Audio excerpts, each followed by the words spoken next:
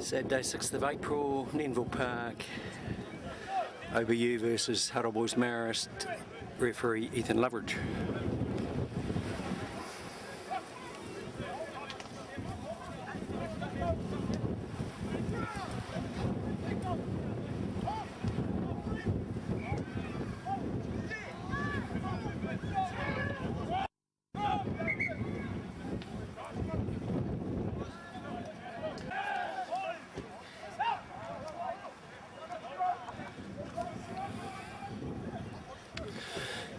Ethan, I don't know if I picked that up that well, but remember one of your jobs is to actually make sure that defending backlines keep back, so you need to have your body orientation orientated towards the defending team, walk backwards with the ball, so you can keep an eye on them.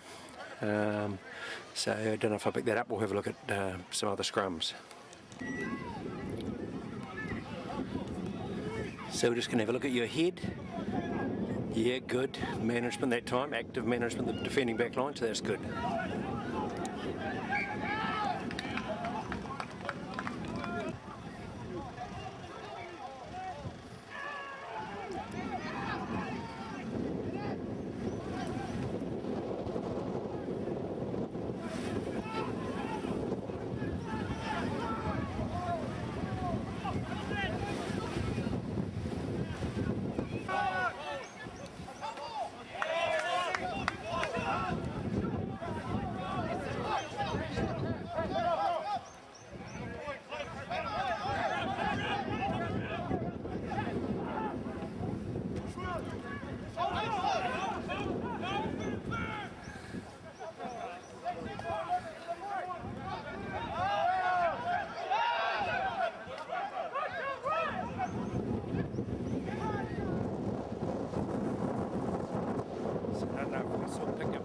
Too much, Ethan, but just have a look at your run. I think you're a bit slow taking off then. You've got to be careful that you don't get left behind, so you need to gas that first 5-10 metres.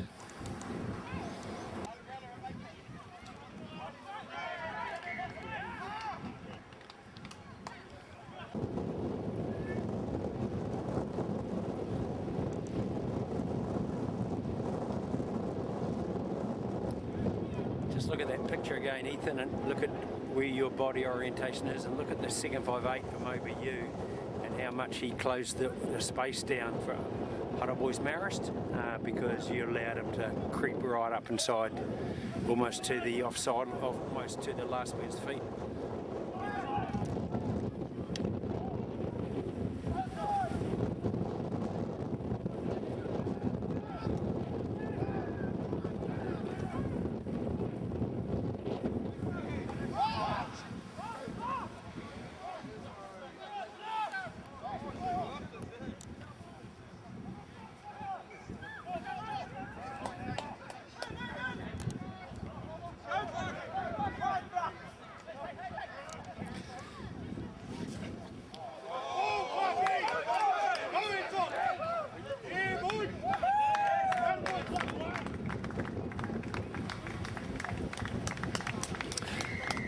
So if you also go look at that phase of play, Ethan, from the kick where they did the quick throw in and you were just cruising and then they passed it infield, you tend to can very quickly get a long way away from play, and then there was this break down this far side. Your aim, if you're wanting to move up the grades, is to be a lot closer. And what I mean by a lot closer is a lot closer to the ball.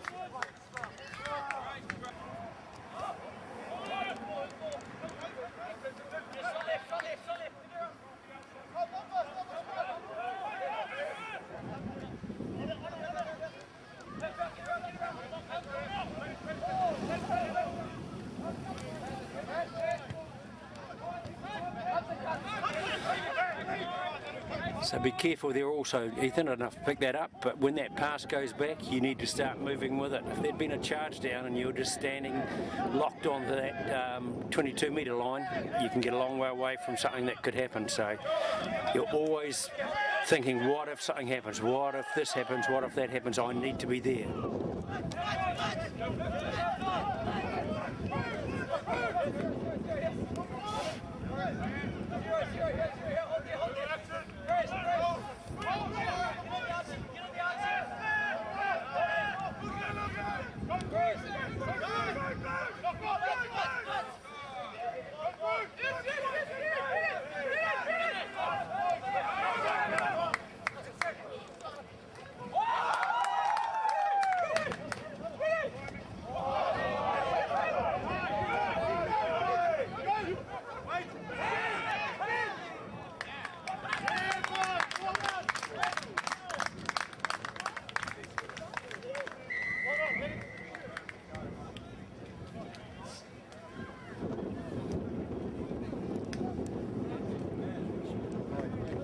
Ethan, that's an opportunity after you award that try is to go and talk to the Huddle Boys captain and say, high tackle over there. Just give them a bit of a reminder that you saw it and that they need to keep their tackles down. Just another management tool you can have in your back pocket.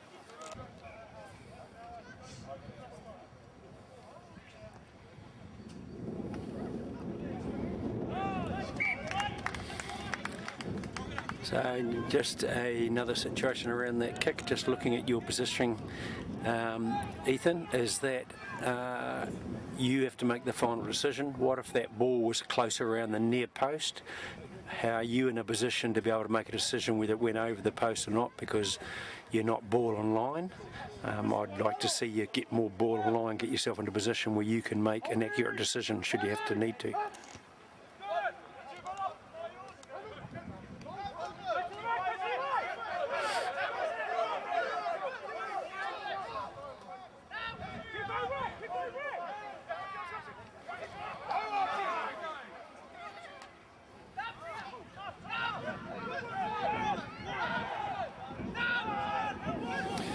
Good advantage, good decision.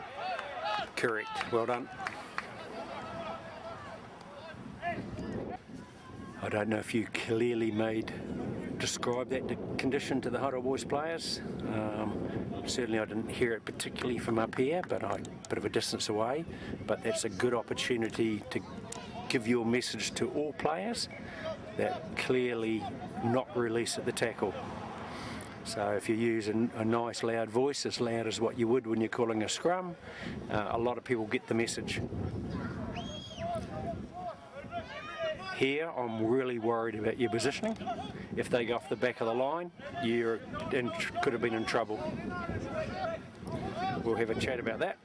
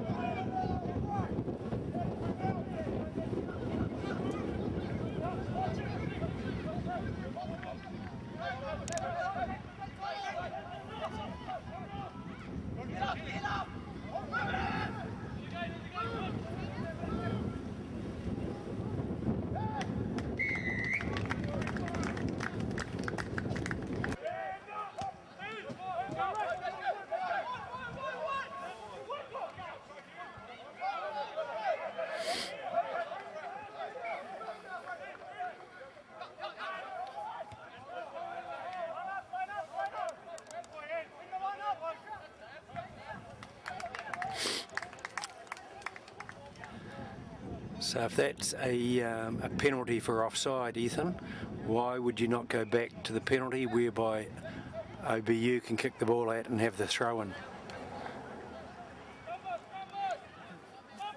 Or did you quite clearly call advantage over to everybody?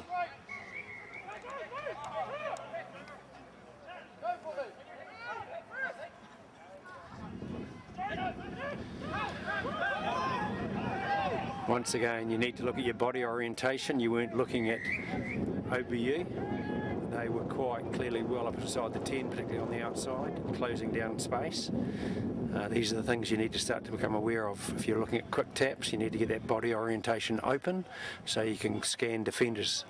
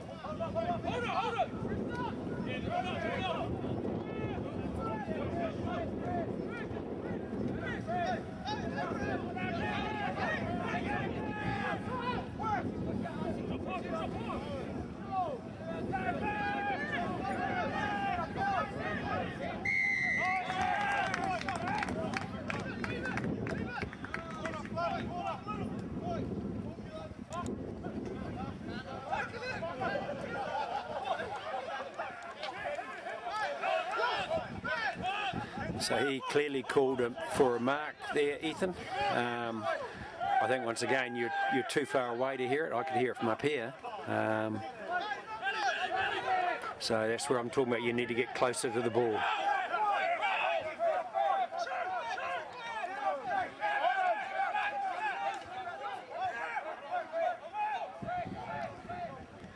Go on, you need to move. You need to move. Get closer to the ball.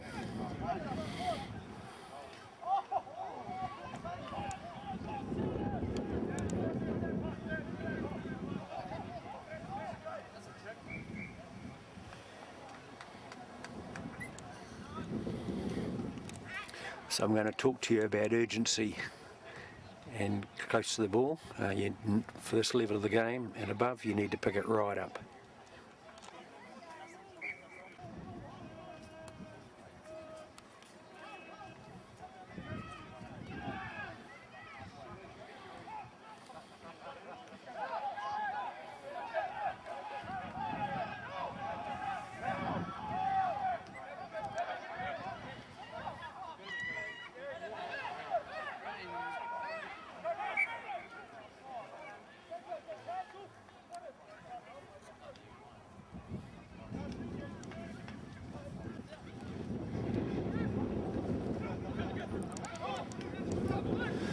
Come on, you're a long way away, Ethan.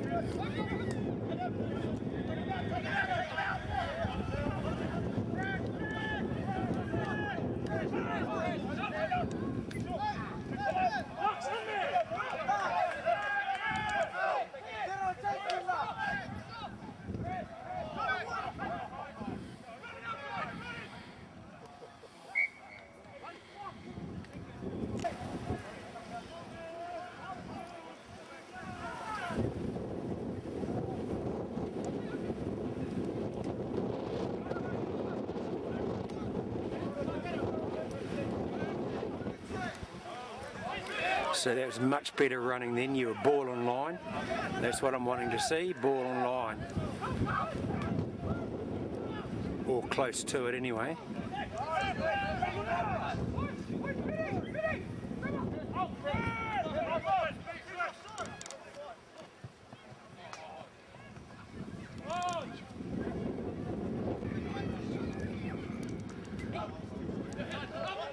So why do you want to be in that position?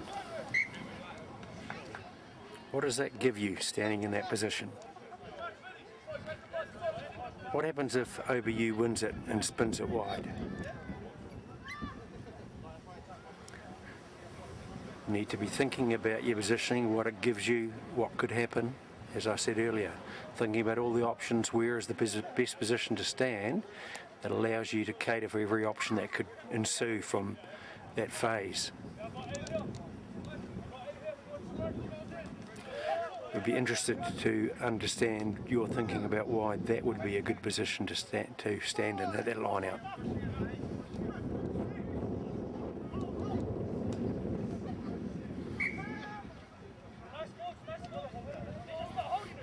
I'm going to look at your body position, body orientation at this scrum.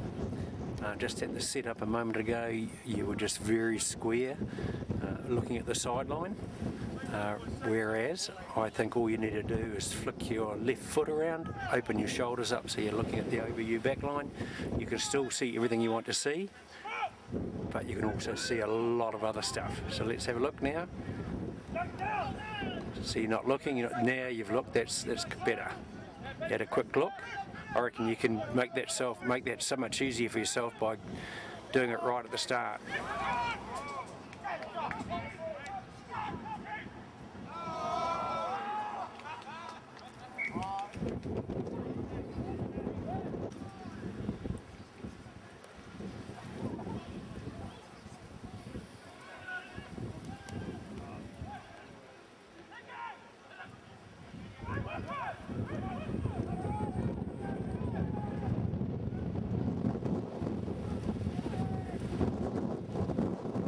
See how you just stood there and watched that pass back to the guy in goal? At this level, that's a very dangerous thing to do as a referee. If there's a charge down or drop ball, you need to be much closer. So the idea is actually you start moving back with the pass and then as he kicks and it clears, that's when you go. But always get your body momentum going towards the ball, just in case that one day there is a charge down, drop, whatever it may be, and you're right there to make the correct decision.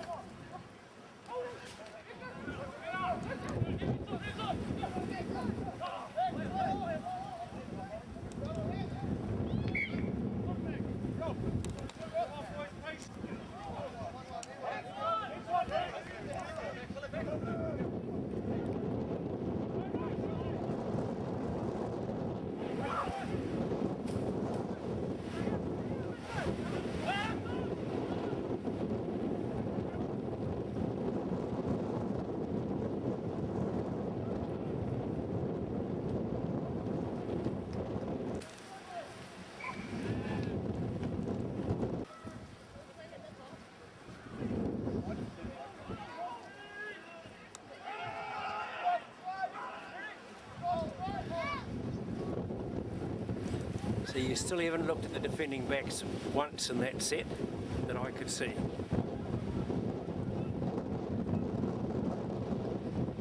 And yet once again, if your body orientation had been just open towards me with your right hand shoulder, and then you're just glancing back at the scrum, but you're also being able to glance up at the defending back line. Just as easy as that, in my belief. So I want you to also tell me Monday night why you stand where you stand at a kick.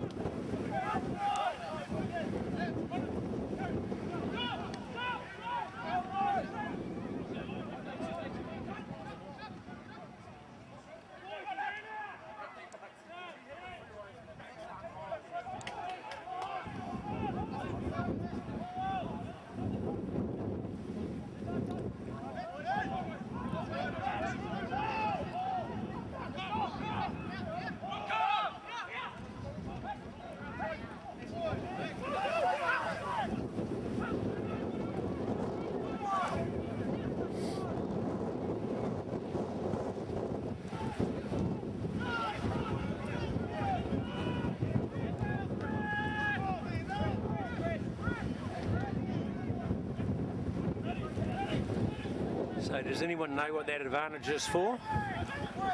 At this level of the game, I believe you need to be communicating. You listen to Ben O'Keefe referee a game at Super 15, every player knows what's going on, what the advantage is for. So if he does that at Super 15 and test level, why would you not do it at this level?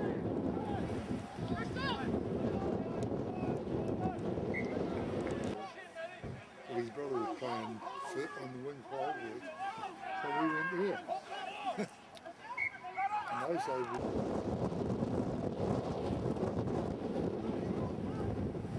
at that age. So you review that scrum again and just look at your body orientation and look at your head and see what you think.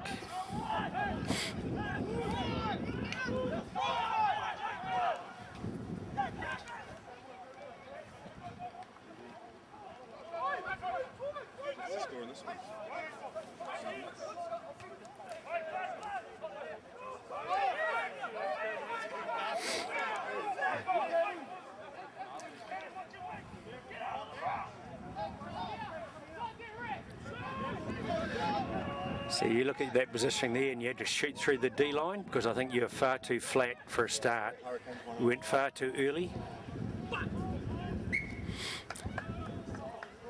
You could have been wider, and then as the ball came out, that's when you flatten or pick your gap and then flatten and turn with the ball. Would certainly be my preference.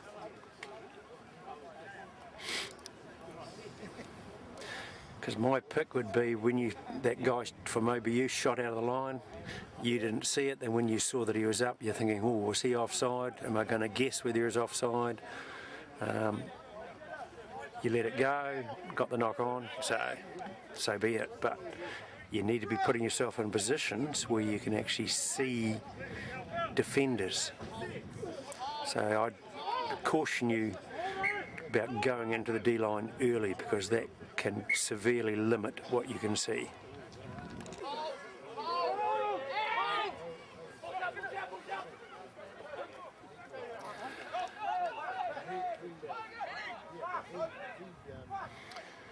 So once again, just review that last scrum and look at your body orientation, your head, see what you think.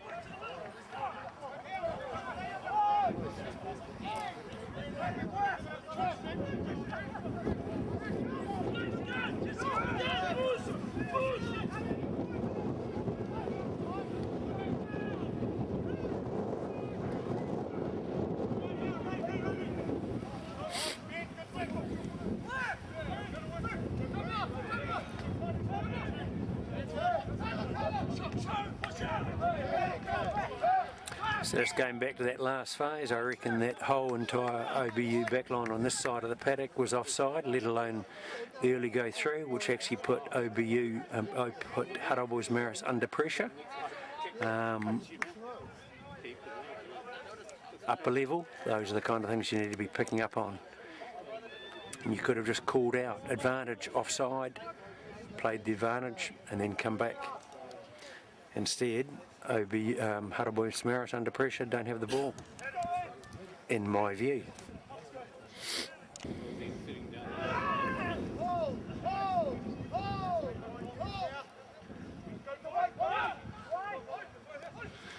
So that time you did right at the very end, get your head up. I reckon you could have actually scanned right at the very start, just to ensure they're back and just letting know the first of eight that you've got them. Go back to looking at what you need to look at, and then let that late scan, like you did that late scan that time. So that aspect of it is good.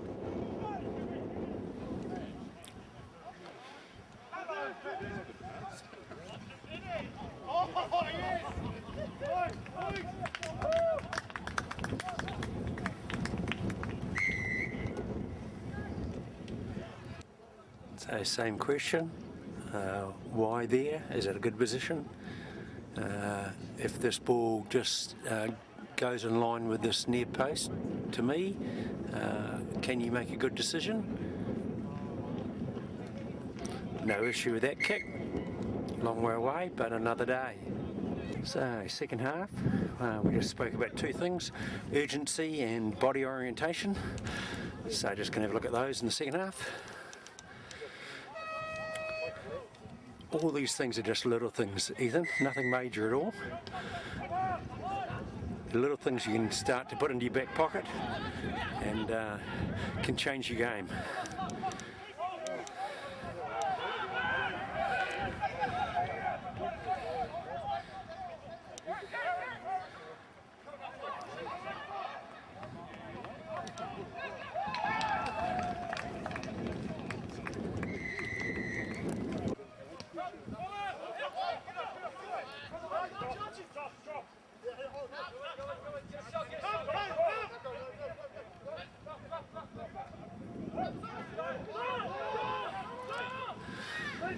So I was reasonably happy with that position. You stayed and didn't go right into the D line until late.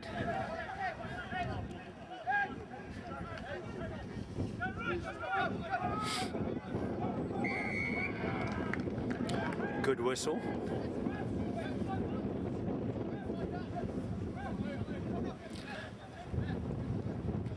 As spoken early, my preference is that you verbalise that decision, just to let everybody know, players on the ground, players not looking at you, players a bit further away, all hear the decision, understand it, know that you're onto the game, and it can sometimes preempt future penalties. My reasoning anyway.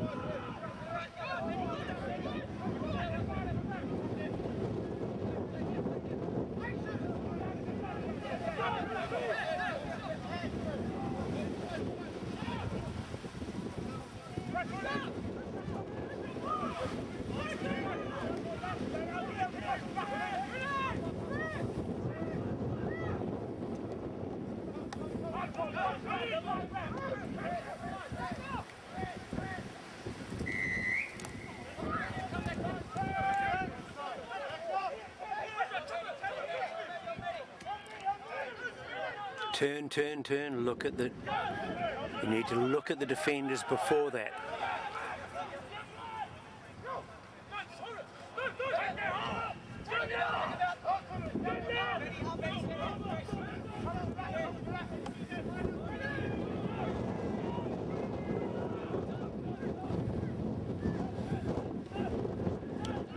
That was good width. Happy with that width you had there.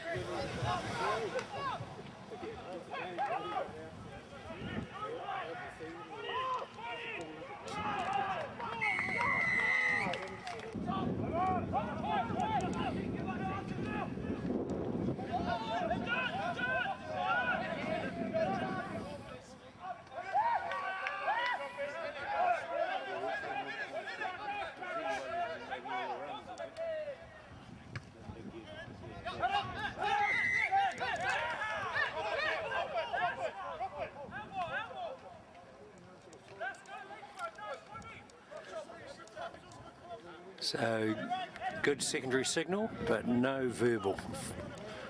Not that I could hear from up here. I should be able to hear you call out. Should have been able to call the advantage offside. And then that, as you explained, the signal, offside, back line. Reiterate your message. Particularly at this level and below. Players need to know and understand what's going on. I think we've got an obligation to the game at this level to give them a game of rugby, let them know that you understand what's going on and that they know what's going on.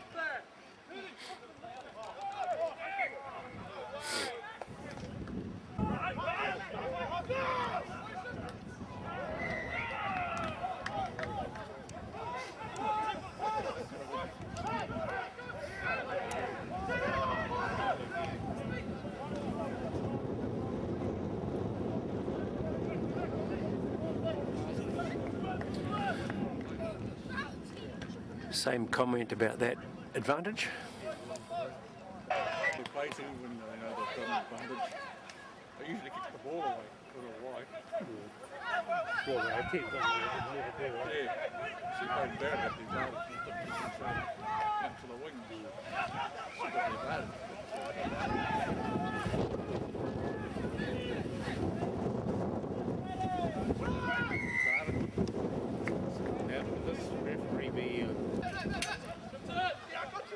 Like all referees, there's a lot of small things that he can improve around his game.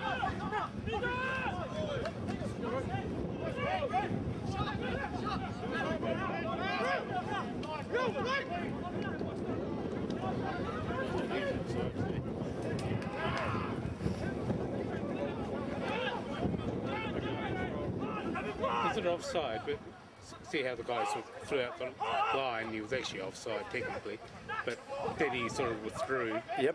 Is that still offside? No. No, Because you... because he made an attempt to get back. Yeah, no impact. Yeah.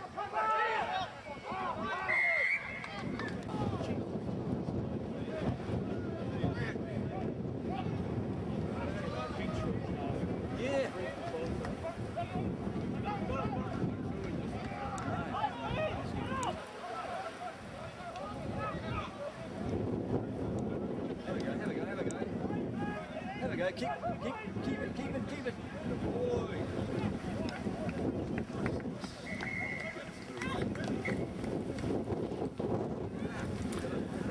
So that's an urgency situation. I'd like to have seen you much closer, probably at least another 5 metres closer to that situation. Urgency.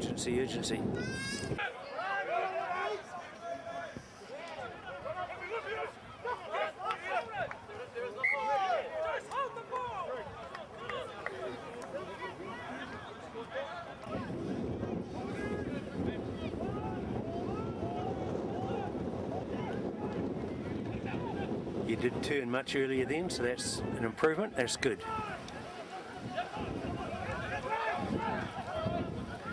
Something that you can practice at home. Looking sideways. You can see just as much looking sideways as having to stand and have your body looking sideways.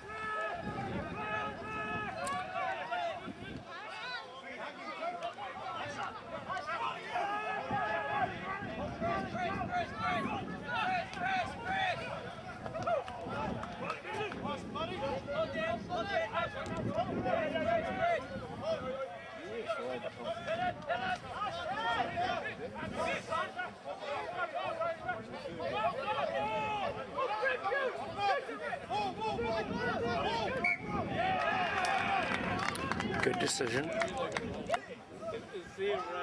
Avalon's thing open and finished? Or they're closing the Stand. stand and they're covering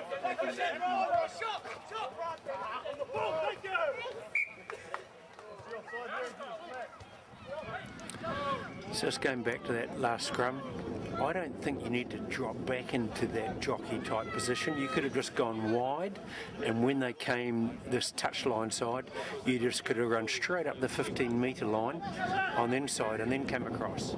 So just consider that as an option.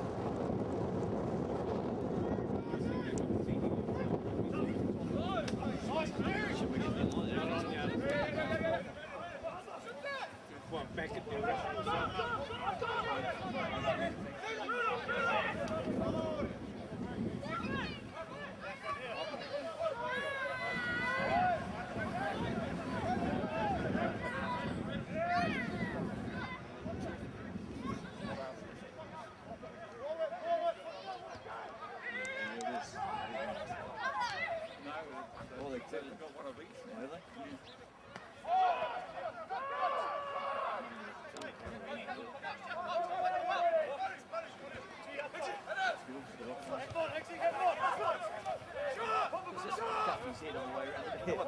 It's in the face, isn't it?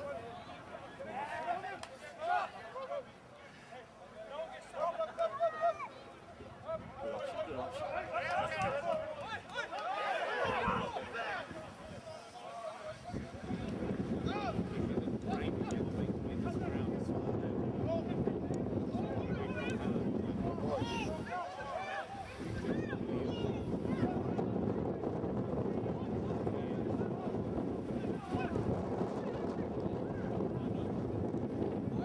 Good stuff. Oh, she didn't need to do that. They got good hands. Why?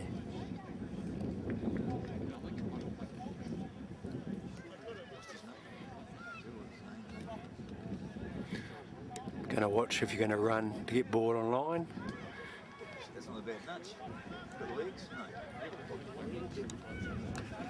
So Ethan, perception is everything. Many little things come together to make you look like a premier referee. Heaps of little things. All these little things that you should have in your back pockets because they're just little things that you do with your body orientation, round kicks, getting there, talking, etc., all add up to what becomes a premier referee and what becomes a referee beyond that.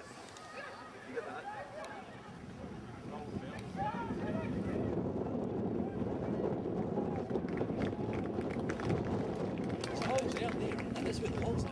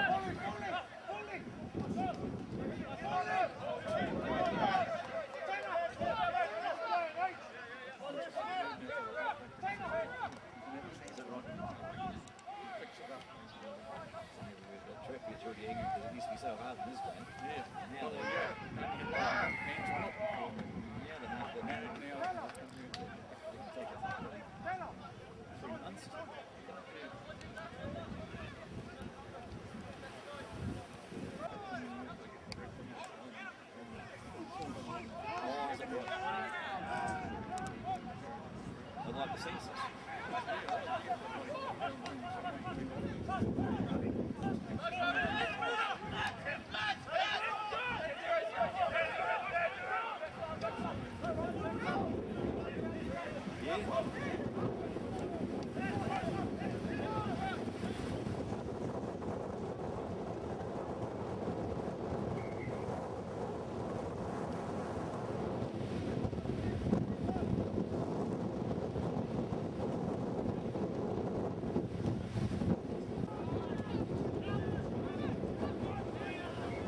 got another hour and a half of this.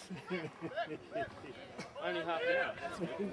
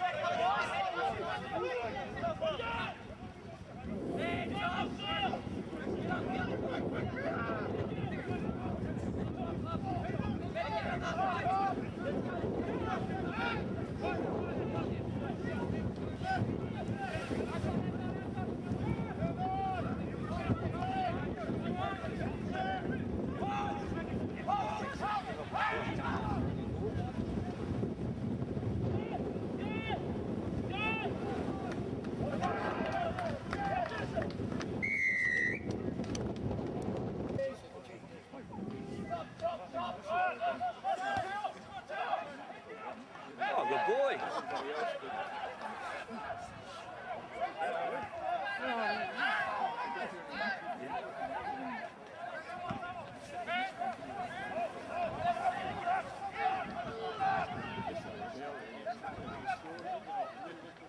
I didn't get that out, but that was going to be a clap from all, wasn't it? Yep.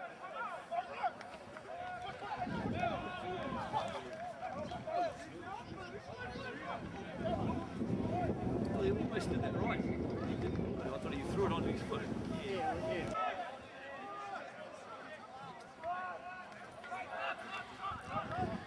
So that's that running line where you drop back into that jockey running back through the pass zone, whereas I don't think you need to do that.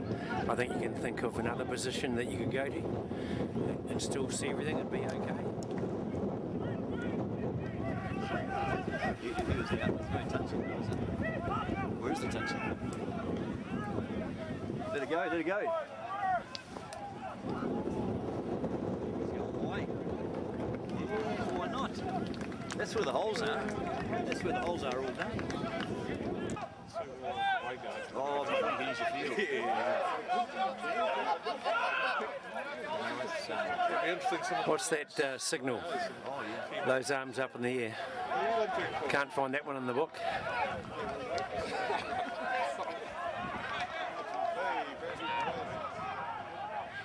So you can bring me along a chocolate fish on Monday night.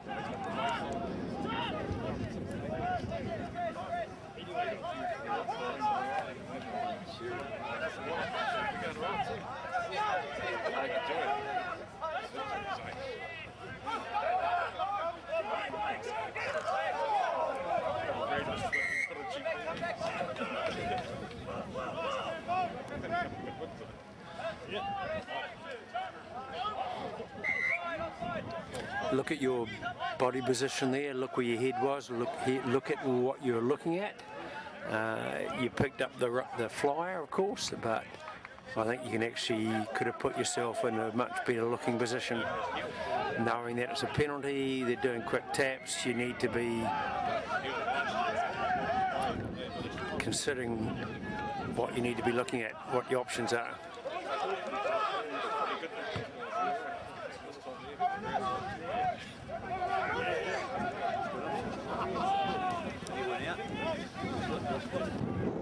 Mark.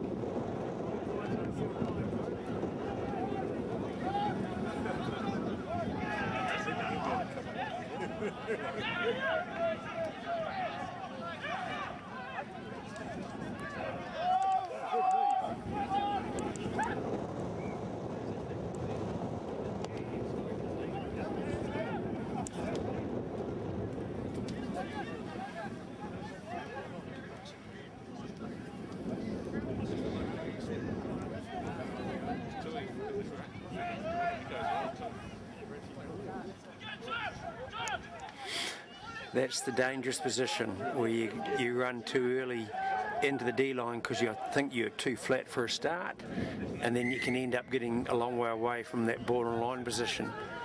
If you go back and look at that, It was a lovely presented ball. I think you could have been 2 to 3 metres back from the D line looking across at the OBU ruck situation, and then as it came out you could have then flattened and pirouetted rather than having to dive into that D line. Have a look at it, see what you think.